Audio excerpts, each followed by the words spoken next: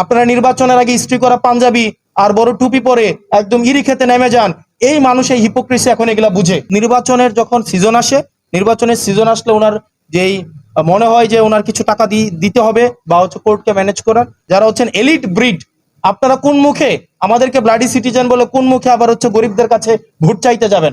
আজকে দ্বৈত নাগরিকত্বের বিষয়ে যে যারা দেখা গিয়েছে বাংলাদেশের একটা অংশ আছে যারা হচ্ছে শুধু নির্বাচনের আগেই, একটা কথা আছে না যে ভ্রমণ ঘুরে ঘুরে নতুন বেশে নির্বাচনের কমিশনের কাছে এসে শুধুমাত্র নির্বাচনের সময় আমরা আসি, এসে দেখা যায় যদি নির্বাচনে জিতে যাই তখন দেখা যায় আমাদের যেই ডুয়েল সিটিজেনশিপ যেটা থাকে সেটাকে আপনার প্রত্যাহার করি, আর যদি হেরে যায় আবার হচ্ছে আমরা আমাদের স্বস্থানে বেগমপাড়ায় ফিরে যাই। এই প্রবণতাটা কিন্তু আমাদের অনেকের মধ্যেই আছে। ঠিক এই দ্বৈত নাগরিকত্বের বিষয়ে এই কমিশনের সামনে যত লয়ার্স ছিলেন, আমাদের বিজ্ঞ আইনজীবীরা সবাই নিজেদের মধ্যে আলোচনা করছিলেন, কমিশনে সাবমিশন রাখছিলেন, সবাই একটা একাডেমিক সুন্দর ডিসকাশন করছিলেন।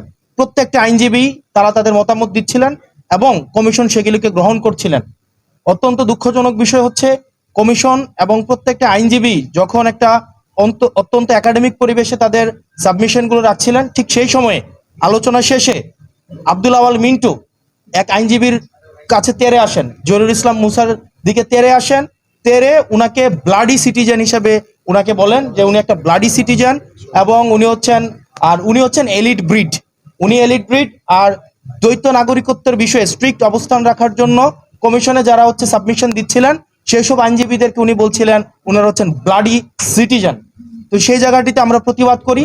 দেখা যায় সেখানে আব্দুল আওয়াল মিন্টু আইনজীবীদের উপরে তেরে আসেন, ভার্বালি অ্যাবিউজ করেন এবং দেখা যায় তাদেরকে বিভিন্ন গালাগালি করেন। আমি সেটিতে প্রতিবাদ করি এবং প্রতিবাদকালীন আব্দুল আওয়াল মিন্টু সাহেবের ছেলে জনাব তাবিত আওয়াল উনি ওনার বাবাকে কমিশন থেকে নিয়ে যান এবং এই বিষয়টি নিয়ে আমরা হচ্ছে কমিশনের দৃষ্টি আকর্ষণ করি যে কমিশনের ভিতরে দেখা যায় কিছু কিছু প্রার্থী আছে এভাবে আইনজীবীদের বিরুদ্ধে তেরে আসে, আবার কিছু কিছু প্রার্থী আছে যারা কমিশনের বাইরে অন্য প্রার্থীদেরকে পিটাতে থাকে। এখন কমিশনের সামনে যদি এই ধরনের অবস্থা চলতে থাকে, কমিশনের ভিতরে যদি এই অবস্থা চলতে থাকে, যারা নির্বাচন করে তাদের নিরাপত্তার আসলে কি হবে? আর যারা এলিটিজমের দেখাইতে চায় 24-এ আমাদের এই 5ই আগস্টের পরে যারা এলিটিসিজম মারাইতে আসে আমাদের দেশে, এই রাজনৈতিক এলিটিসিজম তারা যেন ঘরে রেখে তারা যেন জনগণের সামনে আসে। আপনি জনগণকে ব্লাডি সিটিজেন বলবেন, আবার ভোটের জন্য এই ব্লাডি সিটিজেনের কাছে যাবেন, এই ধরনের দ্বিচারিতা আমরা জনগণ সহ্য করব না। সকল ধরনের পলিটিক্যাল এলিটিসিজম 5ই এই অগাস্টের পরে আমাদের 24 পরবর্তী বাংলাদেশে এই পলিটিক্যাল এলিটিসিজমের বিরুদ্ধে আমাদের এই লড়াইটা ছিল। সুতরাং আব্দুল আওয়াল মিন্টুদের মতো যারা বিদেশে টাকা পাচার করে, যারা বিদেশে থাকে এবং যারা হচ্ছে মেনটেইন করে, অর্থাৎ আওয়ামী লীগের সাথে আত্মীয়তা করে বিভিন্ন বিজনেস করে, স্বরাষ্ট্র মন্ত্রণালয়ে নিজের এই পরিবারের বিভিন্ন বিজনেস টিকায় রাখে, শেখ রাহানার সাথে যারা বিজনেস করে, এই তাদের পলিটিক্যাল এলিটিসিজম যখন মারাইতে আসবে, আমাদের এই সিভিলিয়ানদেরকে যখন বলবে আমরা হচ্ছে ব্লাডি সিটিজেন, সেটা হচ্ছে প্রত্যেকটা নাগরিককে, প্রত্যেকটা যারা ভোটার রয়েছে তাদের প্রত্যেকের মানহানি করে। এবং সেটির জন্য আমরা কমিশনের দৃষ্টি আকর্ষণ করেছি যে কমিশন যেন তাকে ওয়ার্নিং দেয় এবং এই ধরনের আচরণের জন্য পুনরাবৃত্তি না ঘটে। এবং আব্দুল আওয়াল মিন্টু মতো যারা আছেন, আপনাদের মতো যারা আছেন, যারা হচ্ছেন এলিট ব্রিড, আপনারা কোন মুখে আমাদেরকে ব্লাডি সিটিজেন বলে কোন মুখে আবার হচ্ছে গরিবদের কাছে ভোট চাইতে যাবেন? আপনারা নির্বাচনের আগে ইস্ত্রি করা পাঞ্জাবি আর বড় টুপি পরে একদম ইরি খেতে নেমে যান। এই মানুষ এই হিপোক্রেসি এখন এগুলা বুঝে। আপনারা গার্মেন্টস শ্রমিক ফুটপাতে এখন যে যাচ্ছেন ভোট চাইতে ব্লাডি সিটিজেনের কাছে, আপনারা ম্যান্ডেটের জন্য ঠিকই ব্লাডি সিটিজেনদের কাছে আসেন, রাস্তার মধ্যে রক্ত দেয় ব্লাডি সিটিজেনরা।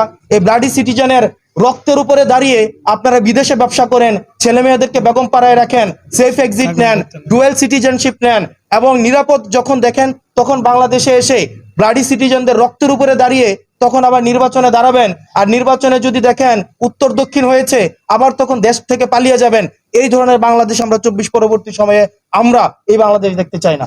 সেটি নিয়ে আমরা নির্বাচন কমিশন আপত্তি জানিয়েছি এবং সকল আইনজীবী এই জহিরুল ইসলাম মুসার প্রতি যে ধরনের আচরণ করা হয়েছে এটা সকল আইনজীবীদের প্রতি আমি মনে করেছি এটা তাদের মানহানি করা হয়েছে। এবং কমিশনের মধ্যেই সকল পক্ষের আইনজীবী, শুধুমাত্র যে জহিরুল ইসলাম মুসা না, সকল পক্ষের আইনজীবী, এখানে বিএনপি পন্থী বা অন্যান্য যেই আইনজীবীরা ছিলেন সবাই সেটা এই আব্দুল আওয়াল মিন্টুর আচরণে আহত হয়েছেন এবং তারাও সেখানে ইনস্ট্যান্ট তারা প্রতিবাদ জানিয়েছেন। এখন আমরা কমিশনের দৃষ্টিতে এটি এনেছি এবং এই ঘটনার পুনরাবৃত্তি যেন বাংলাদেশে না ঘটে। এই পলিটিক্যাল এলিটিসিজমের নিপাত অবশ্যই ঘটতে হবে। তারা তাদের মনোজগৎকে চেঞ্জ করতে হবে। এই 24 পরবর্তী বাংলাদেশে এসে 24 পূর্ববর্তী এলিটিসিজমের রাজনীতি যদি তারা করতে চায়, তাহলে এই সিভিলিয়ান, এই ব্লাডি সিভিলিয়ানরাই তাদেরকে প্রত্যাখ্যান করবে। কমিশনের কাছে আমরা দৃষ্টি আকর্ষণ করেছি, আমরা বলেছি যে একটা রুলিং জারি করতে, কিন্তু তারা কোনো রুলিং জারি করেনি।